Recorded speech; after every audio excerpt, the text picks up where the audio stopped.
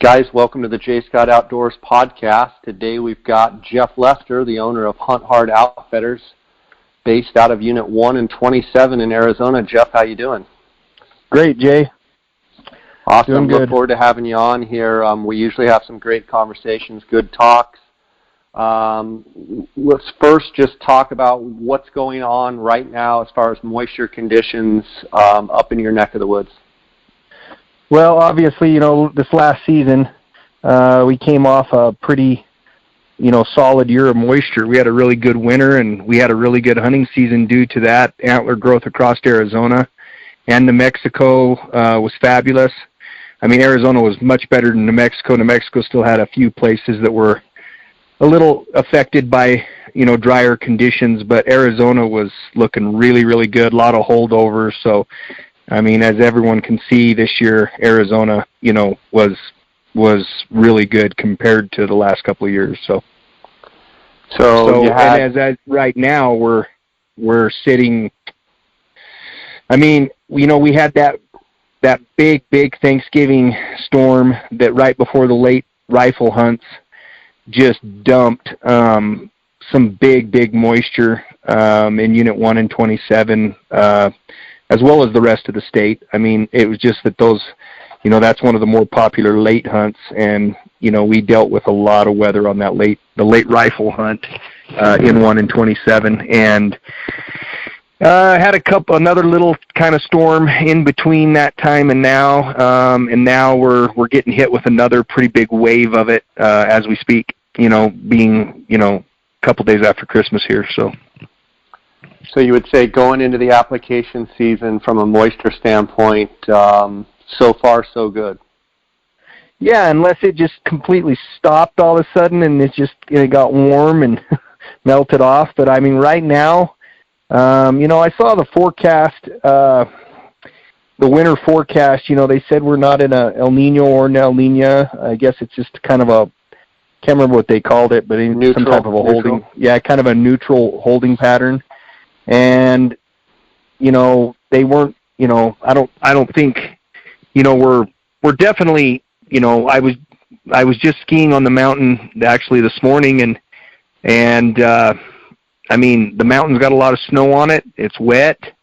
Certain places have gotten some pretty good snowfall already. So as long as we continue, every couple of weeks to get a little storm, I think we'll be pretty good. I mean, right now, I think we're looking really good. Things can change. I know a couple of years ago, not last year, but the year before, we started out really, really good, and it got really, really bad really, really fast. So it's hard to say, but right now, I think things are looking pretty good. Right on. Before we get into talking about the new elk regulations that are out in the 2020 season, talk about 2019 as far as how did your season go with hunters in Unit 1 and 27? We had a kind of a banner season. I mean, we had a really good year again. We've stayed pretty consistent over, the entire time I've outfitted for the last 20 years. I mean, we stay right up around that 80 to 95% success rates, depending on whether you're talking New Mexico or Arizona. But Arizona's always pushes 95 to 100% success rates on, all your gun hunts. And, 75 is kind of your higher percentage of your archery hunts, depending on, how everything goes. Usually 100% shooting opportunities, but obviously, when it's archery, you wound some maybe, or some years are better than others. This year we had an excellent year. I mean, every guy that drew his bow, it seemed like we were just smoking the bulls. I mean, it was just a really good archery season. Guys were making shots, making things count. And, we had bulls to shoot at this year, and that sounds kind of weird to say that, but, last year was so bad. I mean, it was just hard to find the bulls that you really wanted to target and shoot and hunt. And this year, just multiple encounters with that really solid 330 plus bulls. Not that you're going to, maybe shoot that, but I'm just saying guys that were looking for those 350 plus bulls, I mean, they were there.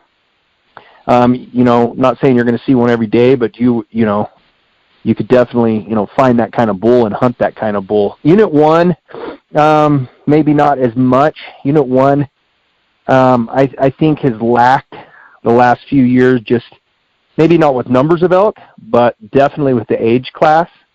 And, obviously we're going to talk about what they've done in 1 and 27 the last couple of years. With this next cycle, for the next 2-year cycle, which has kind of got us a little bit excited. We were glad to see them move some of these tags, but no, this year was a good year. 27 looked really good. One was still kind of tough. For finding that age class, that bull that was past 4 years old. I'm not saying they weren't there. There was one here and there was one there. They were, but one has struggled the last couple of years, and I had guys cancel. I had 3 late rifle hunters cancel this year due to me not being able to promise them a 350 plus bull. So that was kind of strange. People were like, well, if we're going to pay the money and hunt, we want to kill a 350 bull. And we really shot some good bulls on the late hunt, bulls that were over 350, but I just wouldn't promise them that, and I had guys walk because of it, which was kind of I didn't really like that, but it is what it is. Well, even on back-to-back great years, I don't think from my perspective, third party unrelated, like that's completely unrealistic expectations for late hunt to say, I'm only hiring you if I can kill a 350 plus bull. I've already hired you, now I'm backing out. That to me, on the face value, seems ridiculous that someone would think that. My question would be, how did the late hunts shake out from a unit-to-unit standpoint this year with all of the snow that you had right before the season? Was 1 better than 27, or was 27 better than 1 for the late hunt? Well, for size-wise, I always like 27 a little better than 1. Maybe not five plus years ago, but in the last few years, I think 27's been a little better than 1 in the late hunt. And when you throw all the snow on top of that, they were both really hard. I think 1 got a little more snow than 27 in certain areas, made the top of the mountain really, really tough to get around. It got a lot of snow. We're talking anywhere between 15 and 20 plus inches in certain spots. And then when you factor in the wind and the drifts, and it made a lot of places impassable. You could not get them. I know multiple guys that got not kind of stuck, but major stuck, got into places, hunted, came back to the truck, and it dumped 15 inches that day, or 12 or 10, and couldn't get out of areas that they got into. People stayed the night on the mountain. It was a logistically kind of a nightmare. I know that the county, the sheriff's department, and everybody were pulling people out for multiple days, getting people off the mountain. Very, very, very tough conditions to hunt this year in Unit 1 in certain places. Some of the elk stayed a little bit high. Most of them really started to pile off the mountain. And 27, which has, the higher country in 27 got hammered as well. I saw, one day I waited 3.5 hours on the road waiting for him to get a snowplow unstuck, and there was 5 snowplows working, trying to open that road up over the top by Hannigan and all that. So it made it tough. It was the first couple of days was tough. We deal with that a lot of times on those late hunts. We deal with those big storms. Sometimes we really like them, and to get some snow, but when it comes in like that and dumps like it did. Now, it rained for, I'm saying, 15 hours prior to it really getting after it snowing. If it would have snowed, it would have pretty much shut the hunt down. So we were lucky that we got some of that rain prior to the snow coming in. Or it would have been for really, snow, really tough. Rain going down before snow is what we like to hear as elk hunters as well. Oh, yeah, because it locks that moisture in. Yep. Yeah. Yep. And, I heard, and I don't know, and I'm not, I want the listeners to make sure they don't quote me on this, because I don't know, but it was hearsay that the state of Arizona had upwards of over 500 tags turned back in on point guard. Now, whether that's true or not, I have no idea. That was only hearsay. So, and I'm not saying just 1 in 27. I'm saying as a whole throughout the late hunts in the state. I heard that they had a lot of tags turned back due to that big storm that came through. So, what are you seeing moving forward with the 2020 elk regs? What changes are being made? Tag allocations. What are you seeing? Okay, so our Unit 1, it moved. They cut Unit 1 late rifle 75 tags. Okay, so Unit 1 got cut from 375 to 300. And, the archery season got cut 50, which I was really, really excited to see. So, we're down to 250. Historically back in the day when we were younger, that was always 150 tags in that hunt. Which, a lot of guys always think when we're complaining about tag numbers that we're complaining because there's too many, elk being shot or there's just too, over hunting, which, yeah, that is part of it. But what people don't really understand is what we really are complaining about is when you stick 300 archery hunters in Unit 1 and then you throw another 100 cow tags on top of that or 75 or whatever it is, it's the pressure not only the elk are getting, it's the pressure that everyone else is hunting, and it's hard to find a place to get alone and be where you're out hunting and you don't have to deal with somebody else, and that's what we really like seeing is that some of these tag numbers have dropped, and that helps in the sheer numbers of people that are running around the woods, So with that Unit 1 hunt, got late rifles down to 300, which really, really happy to see that. I was really glad that, I didn't really think they were going to do it. Went to a couple of meetings this summer, gave some recommendations, and lo and behold, they moved these tags. And some guys, some outfitters, maybe some guys don't really like that because, of course, hunter opportunity, but at the same time, hunter opportunity, I understand that, but people need to understand that hunter experience, you need a little bit of that. You don't want to come on a hunt and have a bad experience. You want to be able to go and have a good time and hunt and have an enjoyable time, and sometimes running into tons of people is not very enjoyable, So in Unit 1 by lowering at 50 tags on the archery hunt from 300 to 250, you truly feel like 50 less people you'll notice the difference? Oh yeah, I really think that anything from, I don't think we're ever going to see our numbers that we grew up with. When we grew up, there was 150 archery tags, and it was just an absolute. Unit 1 used to probably one of the best archery hunts in the United States. It was just a smoking hunt, just because of the amount of elk, the amount of age class that was there, the big bulls, and the action that you would get in the rut was just out of control. And I don't think we'll ever see our numbers back down to, where they're going to have 150 tags, But 250 is, anything, Jay, in these days, when we see some cuts in the tags, obviously between the hunters and, the game of fish, there has to be a happy medium. And I think we're starting to see maybe, okay, let's try to find that happy place for everyone. And this is at least better than, where we were, it was, because Unit 1 was kind of ridiculous. It got to be, plus it got shot up pretty hard. Since the Wallow fire, 1 just gradually, it peaked really high, and I guess that would be 2013, 14 right in there. And then it just started going downhill, just age class, maybe not numbers of elk. There were still some pretty good numbers, but they raised the tag numbers and just people everywhere, and it just wasn't a very enjoyable hunt. And I grew up in Unit 1. Lived right here in Springerville and Eager, and I hated that. And now starting to see it kind of go the other way a little bit, makes me pretty happy, And 27, they did cut some tags. I still think it's pretty high. It's got 400 late rifle tags.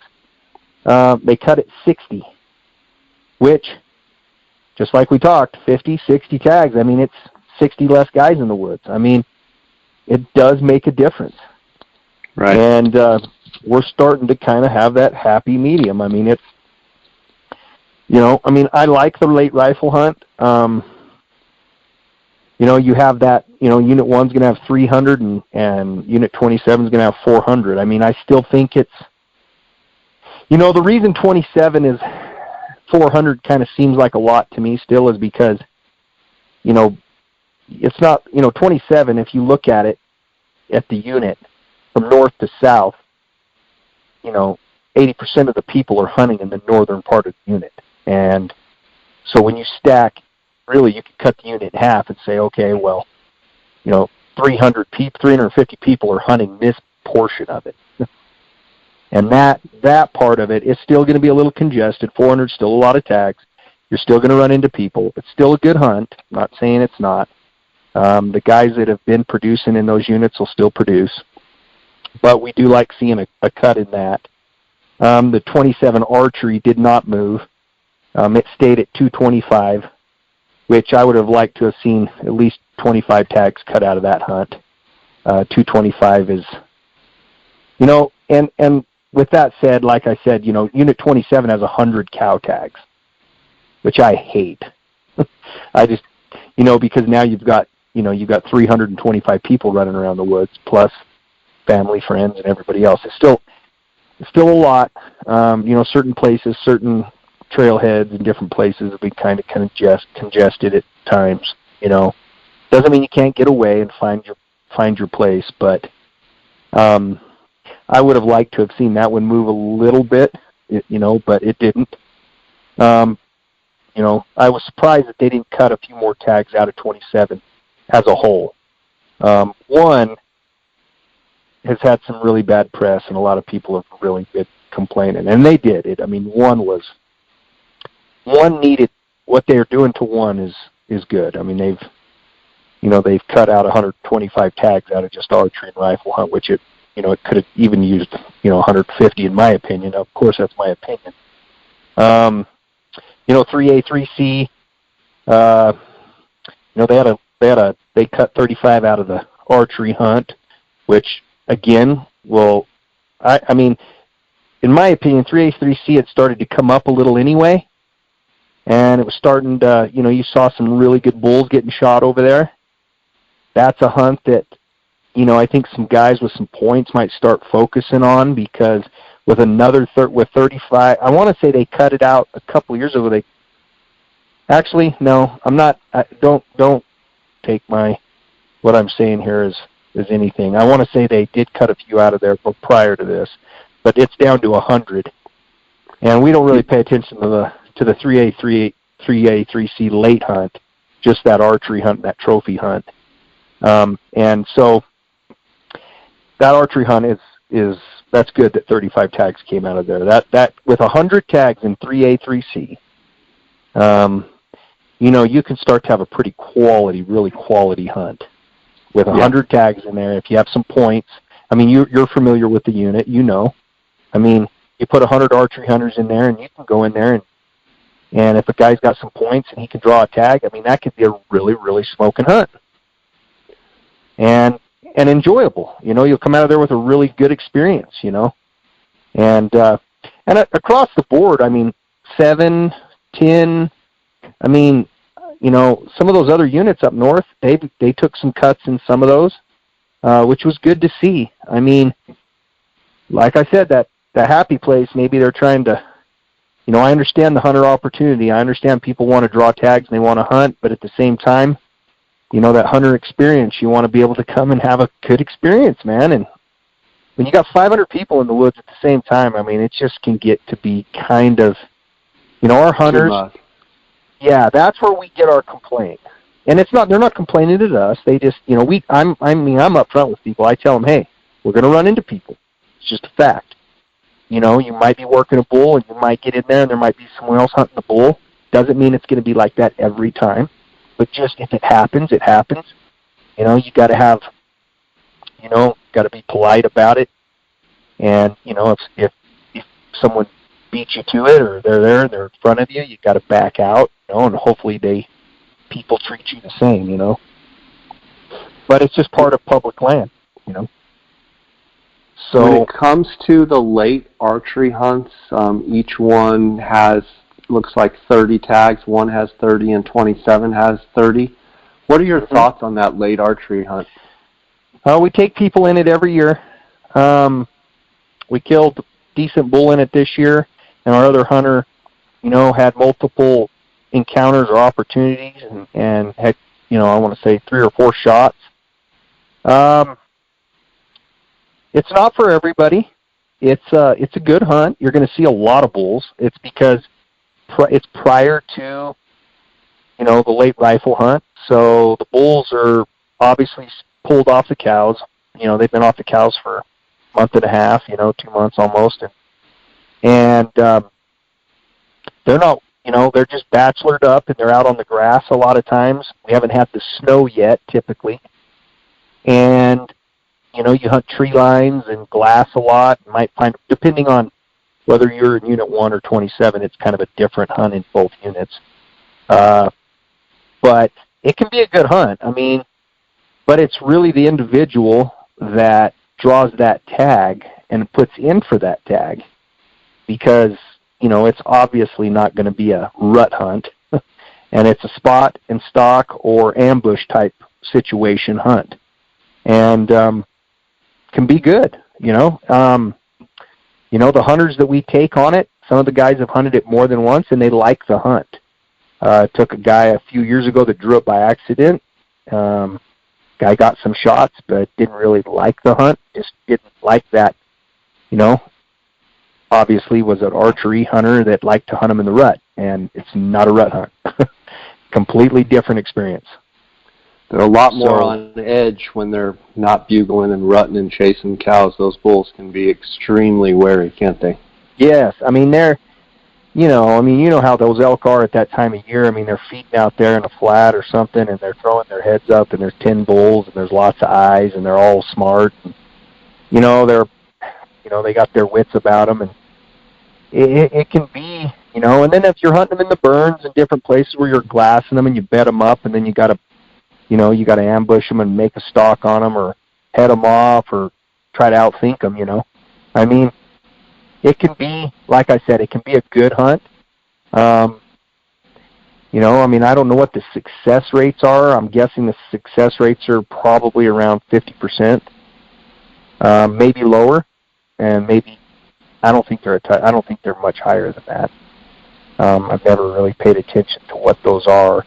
We probably in our late archery hunts over the last 5 or 6 years, I'm guessing we're at probably a little over 50% for success rate. Jeff, I want to take just a quick second here. I want to thank the sponsors of the podcast. I want to thank GoHunt.com, the optics department. My friend Cody Nelson is the optics manager. He's the one that you talk to on the phone. If you're looking to buy optics, rifle scopes, spotting scopes, rangefinders, binoculars, tripods, anything to do with optics, give Cody a call at 702-847-8747. That's extension 2. Routinely every day I get a message from someone that Cody has done a really good job with customer service and taking care of someone's needs. Make sure to mention the J. Scott Outdoors podcast, and Cody's going to take care of you. He's going to take care of you if you don't mention the podcast, but make sure to let him know where you heard about it. I also want to thank Go Hunt. I want to remind you guys the Go Hunt Insider, the draw odds for Arizona, I'm being told are going to be loaded here within about a week, and you'll be able to go on there. That is the most up-to-date and consistent, accurate draw odds out there on the market. And if you're not a Go Hunt Insider member, go to gohunt.com/JScott. Click the blue button, join up. You get a $50 Go Hunt Gear Shop gift card just for signing up. I want to thank Go Hunt for their sponsorship. I want to thank KUIU Ultralight Hunting. That's the gear I wear on all my hunts. Go to KUIU.com. That's KUIU.com to find out more information. Great gear. I also do a Q&A on my Instagram about twice a week. I'm constantly answering questions about KUIU. If you have any questions, you can send me a direct message. I'm happy to help guys find the right gear for them. Also, phonescope.com. Use the JScott20. So now we're in 2020. So now the promo code is JScott20. You're going to save 10%. And onxmaps.com. Use the JScott20 promo code, and you're going to save 20% on onxmaps.com. Jeff, I want to take just a second here. You talk about talking to hunters with expectations in Unit 1 and 27, and just go down through comparing hunt to hunt, just talk a little bit about the 1 compared to Unit 27, and we'll start with archery. I want you to kind of cover, this is what you should kind of expect. This is what you should expect in the terrain, and kind of compare them back and forth, and we'll talk archery. Then we'll talk about the early firearm season, whether it be muzzleloader or early rifle, and then you've already talked about the late archery. Talk a little bit about the late hunt and how they're comparable and how they're different. Okay, your Unit 1, starting with, I guess, archery, your archery hunts. Unit 1 is a 320 to 330 average upper end bull that is taken in that hunt, kind of across the board.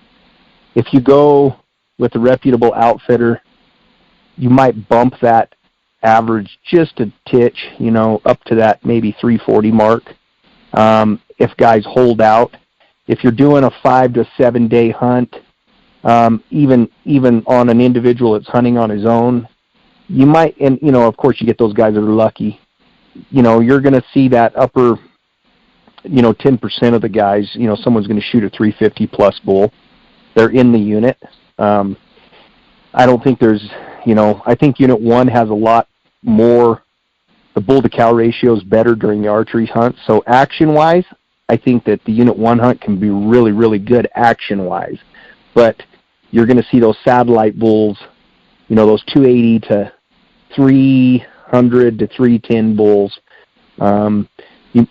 with as your satellite bulls on the group, on those big groups of cows, and you might see a 340 upper end herd bull. Doesn't mean you won't see a bigger bull. I mean, they're there, but every year, for the last few years, the age class has dropped in Unit 1, but that's typically what it has been.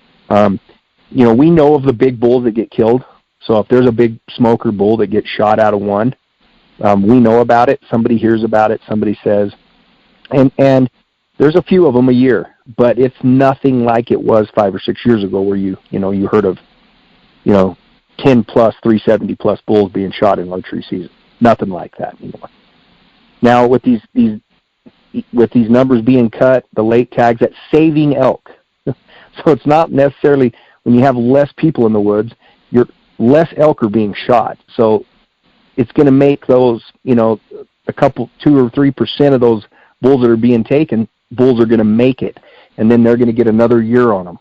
And that's where you're going to start seeing maybe a bull here or a bull there reach a better potential. In the archery season in 27 has a lot more remote country. And because of that, and bulls, there's a lot of bulls that travel from 27 that come into 1, and you're going to see bulls that travel, a couple that, might come out of 1 and go back into 27. You might get bulls that cross over from the reservation. I mean, I'm sure I know the reservation picks up bulls from 1 and 27 as well, that some are there, and vice versa. So 27, I would say, is kind of the same type of average, that 320, 330, upper end average. The bull to cow ratio is not as great in 27. So you're probably not going to get in maybe some of the action that you would get in Unit 1. So Unit 1 is going to be a little higher action. 27 is going to be, you can probably find a bigger, older age class bull out of 27 in certain locations that might travel in, that might not be there in the summer, but might come into rut. And so if I had to pick one, 27 would probably be the one that you could find a bigger bull in that maybe somebody else hasn't, found. This year in the archery season, there was probably more trophy class bulls killed in 27 in the archery season than Unit 1. Typically hasn't always been that way. Most of the time, Unit 1 probably produces a few more better bulls, but in the last couple of years, that's kind of switched. I don't know why. I'm guessing a lot of that has to do with some of that remote country. I know we killed a really, really solid, 385 kind of bull in archery season in 27. Really solid big bull. And the one guys, they didn't struggle. They had a lot of, plenty of encounters, but man, finding that 330 to 350 bull was kind of a task. Saw a lot of that 320 bull pushing cows and rutting cows in one. And it's not that bull isn't got the genetics and everything to be a bigger bull. He's just not, he's a 4-year-old elk, Right. So, so that's just kind of what we see there. So, those are the differences. What about the muzzleloader early rifle hunts? And does the expectation change of trophy quality, or are you just pretty much the same? Obviously with a gun, you're going to reach out there and touch something a little better than, an archery season. But you're going to be chasing kind of the same type of bulls. You're just going to have, an archery season, you got to get tight and get in there and get within that 60-yard mark. And with a muzzleloader rifle, you might have more opportunity to pass bulls. So you're probably running and gunning a little more, where you're running on a bugling elk and you're glassing him up, seeing him, and no, that's not what I'm after. No. You're going to be able to, so you might, and depending on how the rut hits, I would say same type of thing. I mean, because of the remoteness of 27, you might be able to go find a sleeper that, a bull that maybe not everyone's found, in a little hole somewhere. Where Unit 1 is, those big bulls are harder to find sometimes because of that. Because there's just not as many, secrets in Unit 1. Just because it's more road accessible, it's more accessible, people can get around, bulls get seen. There was a couple of really good bulls got shot. A lot of guys that shoot a big bull in the archery. In the trophy hunts, obviously somebody finds a big bull while they're archery hunting.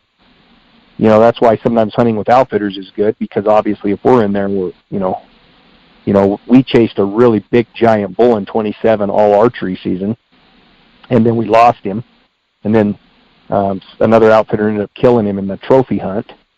Half his rack was busted off, but still, he was a really, really good bull. And you find those bulls while you're archery hunting, and then come trophy, the trophy hunt, you can obviously capitalize maybe a little easier, So in other words, the guides and the people have information on the archery hunts that they've seen the bull, they can't quite get close enough, then the firearm season rolls and they can go, hey, there's a big one right here. And so the efficiency of getting them killed, that's why you see a little bit better bull killed on the firearm season, just because of the sole fact of being able to shoot a little further and don't have to get in as tight, and you don't have to be quite as stealthy, right? Yeah, that's exactly what it is.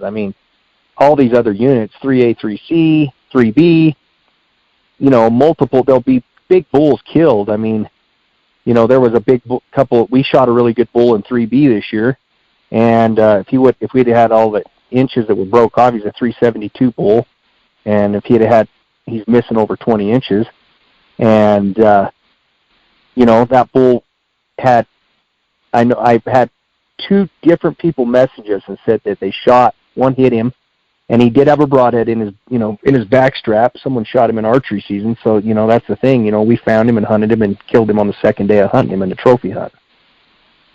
And, that it is. It's because, depending on the unit, whether it's a muzzleloader unit, but I mean, even a lot of these muzzleloaders now are single-shot rifles. I mean, guys can reach out there, 400 yards and shoot a bull. And where they and that's, it's an efficient, there's 35 to 40 tags in most of those hunts. You have a lot less people chousing them, and, that's why they're a sought-after tag. But, those trophy hunts, people always, let's go to the expectation thing that you talked about. Now, when you add into the trophy factor of a trophy tag, that's what we call it, as a trophy tag. So you're talking a gun rut hunt. It's either a rifle or a muzzleloader. And when you talk about those hunts down in this neck of the woods, I mean, people have really high expectations. Most hunters have too high of expectation even for that tag, because that tag can be pretty tough with the expectation, because people just think, well, I drew this tag, it took me 19 points to draw, that almost guarantees that this is the best hunt. Yes, there is a lot of that goes into consideration, but at the end of the day, finding and killing some of that 1% of what is out there, and that's really what it comes down to, 1 or 2% of the unit has that big giant bull that people are after in those trophy hunts. So, you get up into 9 or 10 in some of those areas that are really glassable or open country, and they, those bulls can be seen a little easier than this mountain country over here where they're pined up in, trees or burns or different things, That's also another factor, I mean, I know that 9 and 10 and 7 and all that country up north pumped out a bunch of giant bulls this year in the archery hunts and in the trophy hunts. But a lot of those bulls can get found, where we do lose some bulls. I mean, we hunted a couple of bulls this year, and we lost them, and we never turned those bulls back up. Because they can get lost because of the timber and the country they were living in the canyons. They just got to move a drainage over, and they can disappear a lot easier. When you're hunting that big rolling flat stuff up north, those elk can be a little more, you can pattern them a little more. They've got to go to certain water. They've got to go to certain feed. I mean, they're just there. Where our elk, it's kind of a different deal on this side of the state, And then you've got your late elk hunts where normally you always say Unit 27 on the late hunt is a skosh better than Unit 1. Yeah, I always think it's a little bit better, due to obviously knowing the unit, knowing where I like to hunt or my guides like to hunt. 27 can be a lot more work. Out of the 3 big bulls we shot there this year, there wasn't one of them that was easy to get to. We had to pack them all out. I mean, we didn't drive up to any of them. Where the Unit 1 bulls, you can get a lot closer with, quad or vehicle. It makes it, it's the unit's a lot milder than 27, I used to love Unit 1 late hunt. Loved it. Great hunt. And I still do like it. It just got kind of beat up, and a lot of the big older age class bulls would move into some of 27 or move in. Not that they don't, some of them stay in 1, but it's Unit 1 and 27, unless you've been here and hunted these units a lot. People need to understand that they're, in a way, there's parts of it that are the same, and then there's a part that couldn't be further away. It's got 27's got a lot of rough, really deep, nasty country that's not accessible other than by, foot or horse. And, it's kind of like a Unit 23. 23 Arizona is much the same as 27. It's on the Mogollon Rim, so it's got a lot of that really rough country, which, as most guys know, bull elk like that kind of country. Once the rut's over, they'll get off of the grass and move into a different feed and start getting on the browse a little more. And move into those big faces where all that mountain mahogany and buckbrush and bitterbrush are, and that's where they're going to switch over to that browse, So that's probably the biggest difference, and the one bulls that you find, even though they'll be rough, a lot of them will still be on the grass. They won't be on the browse as much. And that's why I think 27 sometimes picks up bulls, because they're moving over to that browse, and some of those bulls will come off of the grass and move into that lake country and back into that different feed, Definitely. Well, I think that gives the listener a good breakdown on 1 and 27. Usually this time of year, you start shifting focus to deer hunting. Have you shifted focus yet? Are you going to Mexico like normal? No, I'm not this year. I canceled due to another show that I have to be to that starts the weekend I would normally be coming out of Mexico. Gotcha. Which is really got me depressed. Bittersweet.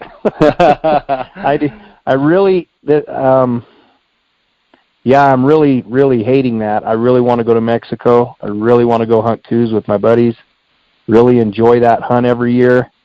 Not going is really not what I wanted this year, but I had a show already booked and somewhere I got to be, and so I'm going to go ahead and go to the show and take this year off of Mexico, which, I hate doing that. I really want to go hunt coos deer.